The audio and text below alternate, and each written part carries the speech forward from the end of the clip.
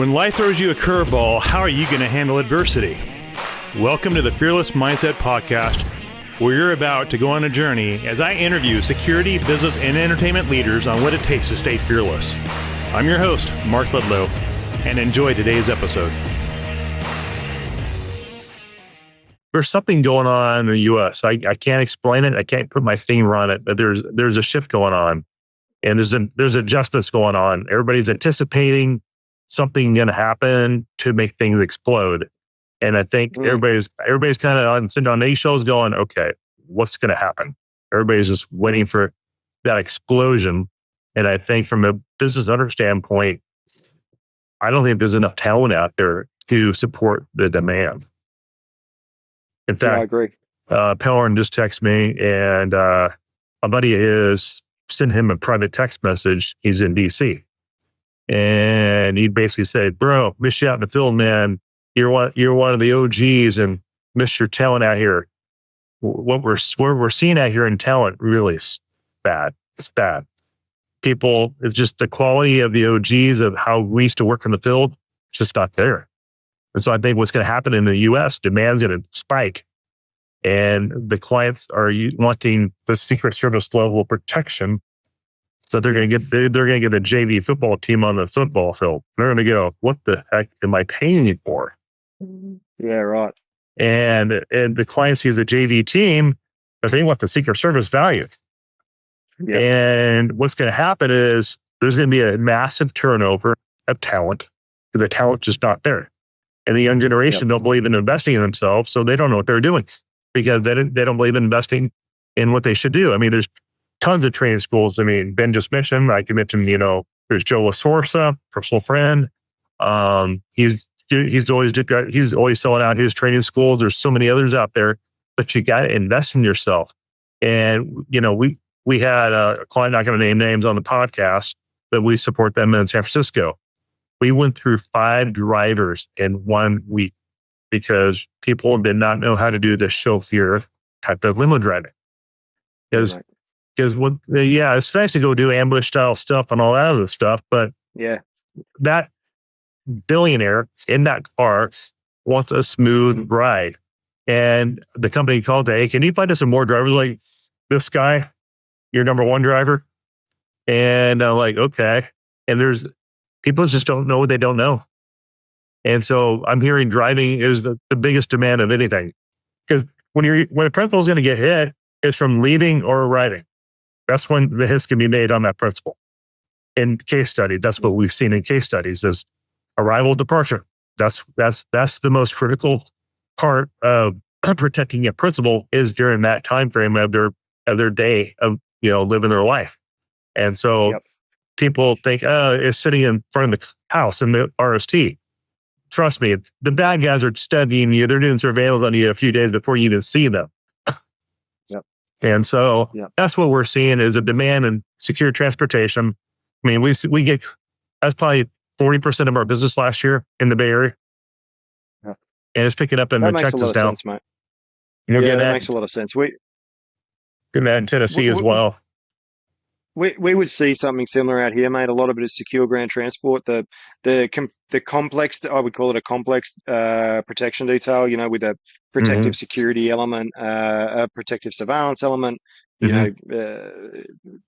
It's not as prevalent as what the secure ground transport is, because I think there's a better understanding of the need for it. So there's a greater demand for it in regards to just the general population of protectees. But yeah, certainly the talent pool is difficult because I think, the government and the private sector are both trying to recruit the same sort of people that are coming out of these environments where they're, whether it's a young guy getting out of the defense force or the military, or whether or not they're coming out of law enforcement or whatever it might be. But yeah, man, like if you're prepared to invest in, you like Joe LaSorsa, right? Like, I mean, he's, I've been talking to him about some of the medical stuff that we do over here in Australia. We've got the, these AEDs that we provide people that are, just a single patient use AED.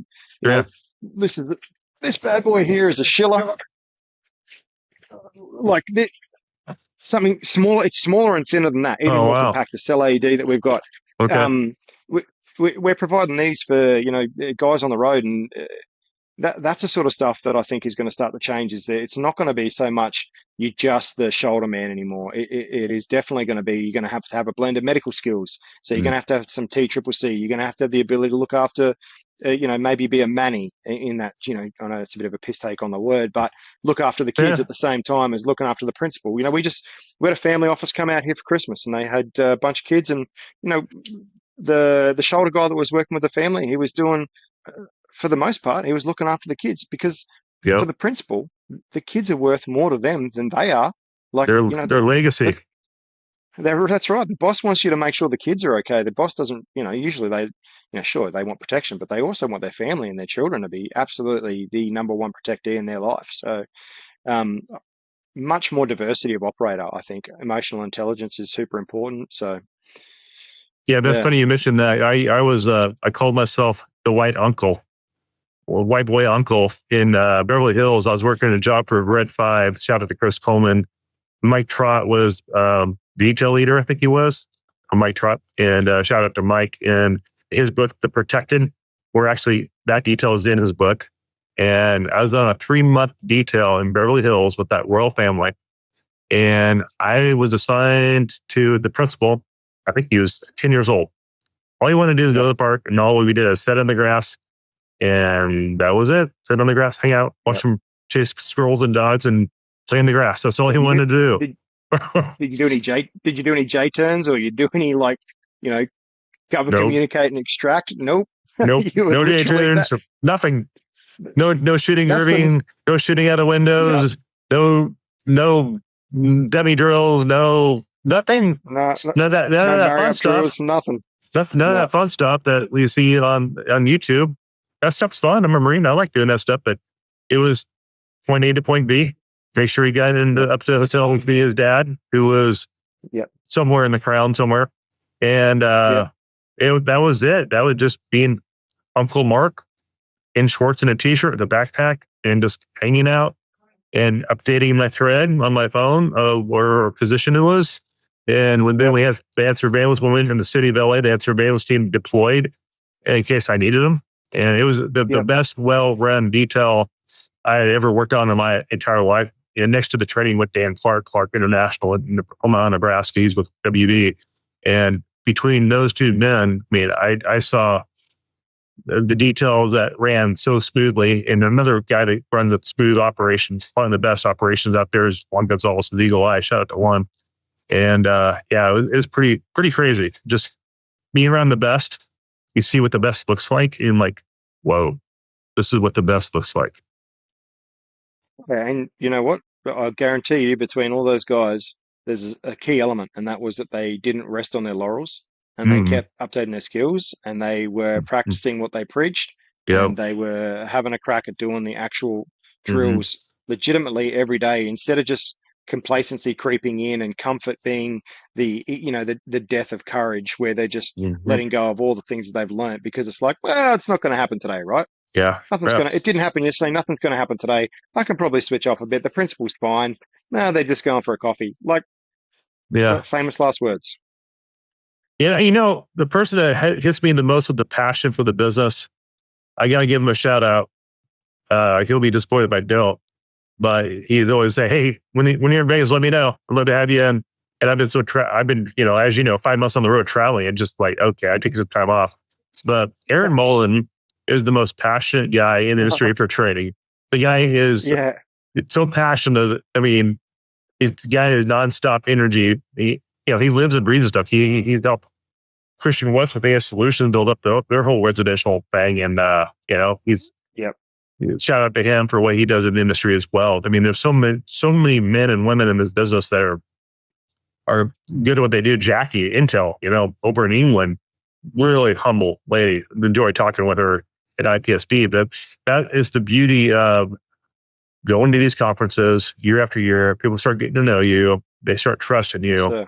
and they start telling you little secret little tips if you're willing to show up. Well, I do this. If you're running a business, I wouldn't do that. But those conversations are face to face, in person, and you get those gold nuggets that are worth, that could probably save you millions and millions of dollars and losses in this industry if you just get around. Yep. Just gotta show up, get around. And the reason why I'm saying this so intensely because I know the young generation is listening to this podcast and they're trying to figure out, should I invest myself or not? Get off your butt and do something. I think Nike says, just do it. Go make some money. Yeah, mate. Go hustle. Go work a few details. Put the money away. Invest it in yourself. Quit spending money on drinking and girls that don't even like you anyway. Yes, unless of course you're enjoying a Wheels Up whiskey. Unless you're getting some Wheels Up whiskey down range. But yeah, there's so many people. We have so many amazing minds in this business doing really cool stuff. And it's just amazing to me if you put your heads together. That's why, Chuck Randolph launched, IPSB. And probably shouldn't go into too much detail, but I know he invested a lot of sweat, equity, and tears and putting that together yearly. And I know so many companies, it blows me away. But I know companies that are in the US that don't even bother going.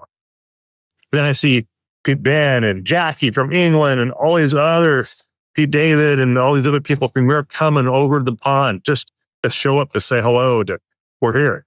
And you can't even get the US based companies to go. I mean, the US companies we're spoiled. And Ben, just shoot straight with me. I know you will. Yo. Are we spoiled and full of ourselves in the US a little bit? Or do we set the precedence in the industry in the executive protection in the US? Or what do you see? I think what you've got in the US is you've got this huge pool of resources, right? It is the land of opportunity, and you've got as a nation, you're a very martial nation, and you always have been, and you've got that dominance in the world as as the world police almost, so Right. you do have a lot of, you've got a great pool of people to choose from. When you've also got an incredible amount of lethal use of force options that could be presented against a principal inside the United States. You have the gun laws. Because of the gun laws. And Okay. it's not a criticism, it's just an observation. There are a lot of guns in the United States, and there's a lot of people with reasons to use them against principals, hence why the EP industry is so big. Are you spoiled? Yeah, because you've got some incredible tier 1, tier 2 SF law enforcement. You've got these guys that, wherever they've come from, you've got these incredible skill sets that have been developed by the government. You've got these incredible minds in the private industry that are developing these courses and training packages. That there is a huge amount of great operators in the US. When you step outside the US, the EP industry is not as big in some of those other nations. So, UK, Canada, Australia, all part of the Commonwealth, they don't have the same level of investment in executive protection because there's to a similar degree, there's not the same level of lethal threat in regards to firearms to the principals. Canada probably a little bit different, but the corporate and private sector, especially around family offices, like in Australia, I don't reckon there's more than 20 maybe maximum That's it. RSTs. Wow. I don't reckon there's probably much more because there's no need for it. We've got plenty of billionaires, don't get me wrong, but there's probably not that many full-time residential programs that are going on for a principal because it's such a safe nation. I wouldn't be able to comment on the UK. I'm not from there, but I wouldn't be surprised if the degree to which you see protection details around principals is far less in Commonwealth nations than it is in the United States. So yeah, I think you are absolutely blessed with the pool of people that you've got.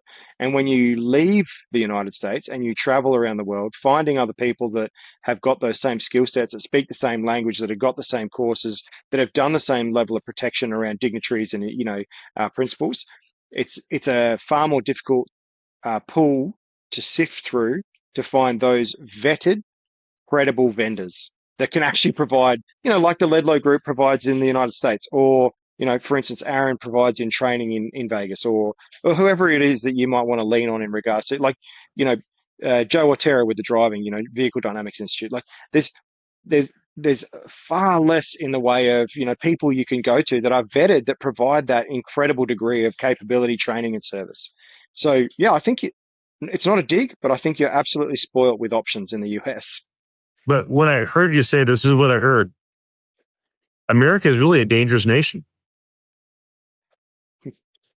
Wow. Mate, there weren't any VBIEDs going off in Australia over Christmas and New Year's. Yeah. Yeah. There, and Hate to and I say it, tell you but America is a dangerous nation. We have a lot of guns, and bad people get guns either one way or another. They'll get guns in ways to hurt people. it's a nation with a lot of opportunities and freedoms, and you've got a lot of great people doing amazing things. you you also, when you've got those freedoms and opportunities and liberties, you also get, those people who are prepared to break the law and not abide by, Mm-hmm. the Constitution and do the right thing, that are prepared to take matters into their own hands. And that is why I think you do set a precedent in protection and how it's done, and the expectations. Um, a- and you have to, because Mm-hmm. you've got the threats on your door daily. That's not to say that everyone that comes out of the EP industry in the US is a master of the industry. I would never, I wouldn't want to say that, because I know there's Yeah, so it's many true. guys through Europe and Asia and, Mm-hmm. that Australia, Africa, like, gosh, man, talk to some South Africans, or, guys through anywhere in Africa that do EP, and that's a whole nother gambit, right? Like, you think you got shit squared away till you go to Africa and you're talking to some of the dudes over there, and you're like, I would be out of my depth, right? Like, operating over there, I would be out of my depth. Well, I hear Africa is an upcoming market in this industry. It's just expanding and exploding. Like it looks like some parts of it looks like the United States of America, and because of the Sure, urbanization the and wealth development. and yeah, resources, the everything that's coming out of there. So, same with Asia, same with parts of Europe. It's Mm-hmm. absolutely going to happen, and there's levels of conflict that are, Yeah. infiltrating into different parts of, Africa and Asia and all that sort of stuff. So, yeah, God, where we go with the dynamics, and, sort of taking us all the way full circle back to where we started. The change in administration is causing uncertainty through the Asia Pacific. And I can only comment on that because that's where Yeah. I'm traveling and working and talking. Um, I might be in the US for business, but I'm operating in the APAC region. Mm-hmm. And the uncertainty is what will come from this new administration's direction and where they take things.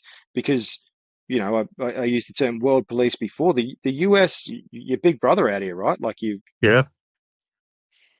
We are the real policemen. And then I'm sure just like strength to power through strength, and who knows what's going to happen. So I think the unknown really is a motivator to world leaders. They don't know what to think. They don't know what to expect. Mm, And so it keeps mm, everybody in check psychologically. yep. And I'll be so, I'll be really interested, mate, to watch what happens at the next APEC. Um, oh yeah, it's coming. huge energy comes out of that, in the sense of, the feel for where we're going in so far as directions. I remember being at APEC in Port Moresby, and, we had Pence come over. He was based in Australia, coming out of Cairns. We had Xi Jinping's delegation based in Mm-hmm. Port Moresby. Like, it was. There was all sorts of diplomatic stuff going on behind closed doors. There were, government departments being, raided, and there were riots happening on the streets because of pay and issues and all sorts of things. So, it was a real interesting time, and it'll be interesting to see what happens at the next APEC with this new administration, or returned administration. Where's that going to be held at? You caught me right on spot. I actually don't know the next location of the APEC. I'd have to check it up. But I will be paying a lot of attention to what's going on when we get there. To build up. There'll be Um, probably a lot of protests with Trump coming in. It's going to be well, really, whatever. It's going to be interesting, regardless of wherever yeah. it's held and whatever happens. It's APEC, G20, these summits, G8. They're always Mm-hmm. a real insight into the world political sphere. So, Wow. A yeah, lot. The unknown. That's what drives us. Chaos and yeah, then the mate. unknown is what drives us business, unfortunately. We keep people Yeah, safe. spot on, big fella. Spot on. But you Well, mentioned mate, something interesting. The tech is a big driver for you guys in the US. yeah, huge, mate. Yeah, look, I think the ma the majority of our business coming out of the United States is either tech or finance. Okay. Interesting. Yeah, Yeah, there's a lot of New York coming out to Asia. Panoptic in the sense of our level of activity in Asia, Yeah. Tokyo, Singapore, Hong Kong, incredibly busy with finance-based organizations that are coming out to Asia because there is so much business going on out here at the moment between the US and all of Asia. I saw an economic report on Chinese domestic, Chinese business exports overseas, and Hmm. it was like 22% of their export market is the United States. Wow. 20%, 20 something percent was Hmm. Europe. So, That's like the US is doing a huge amount of business with China, even at the moment with, the current foreign policy situation. right. So between that and what's happening in these other financial hotspots and centers, I don't think we're going to slow down anytime soon. And yeah, really, really thankful for all the work we've received so far from, the people that trust us at the moment. But I think it's just going to continue to heat up. Yeah, you'd be retired here in another 5 years. You'd be in the beach somewhere at the drink and relaxing and done. I don't reckon that's ever going to happen for me, mate. The good life. Too much of a workaholic. You are nonstop. So what's your travel plan? Yeah. You're gonna be on the road for the next 3 to 4 months, right? Moving. Yeah, well, actually, mate, I've got my first trip over to the UK in May this year. I'm a rookie. I've never been back home to Old Blighty, so it'll be the first trip back to see His Majesty's kingdom. That'll be for our OPSO's wedding, which will be awesome. But yeah, no, we're on the road a bit, mate. We've got an acquisition going on at the moment. I'm going to be traveling through the Pacific to lock down some stuff there. We will be on the move probably until about May, I reckon, and then it'll go to the recreational stuff, and then I'll be back on the road to the States in June, Okay. and I'll probably commit, one that'll be the first of 4 trips. I'll be going back to Florida, actually. I'll be going hang out with James and Kevin at the BPP. There you So, go. yeah, mate, we'll start up again, but with the trips back to the States. So it's going to be a busy year, mate, I reckon, let alone the operations that we've got going on. We've seen massive expansion with our domestic services here. So Hmm. yeah, very, very, very thankful for all the people that are putting in the hard work while I'm just floating around sipping lattes and knocking back margaritas with blokes like yourself. Well, it's been a pleasure. It's been a pleasure getting to know you, and look forward to conquering life with you and doing life with you, and Spot on, mate. all the journey that comes with it. But yeah, I'm sure you got other things to do in the middle of the day over there, and it's getting late Yeah, here. mate. I'm absolutely copping and hiding from the guys with the text messages at the moment. I can see them pinging on my laptop. Get to work, you lazy sack. So yeah, mate. Really appreciate you having me on, Mark, and thanks to anyone that's paying attention in the background, and good luck understanding my accent. Great having you, Ben. And where can people find you on LinkedIn?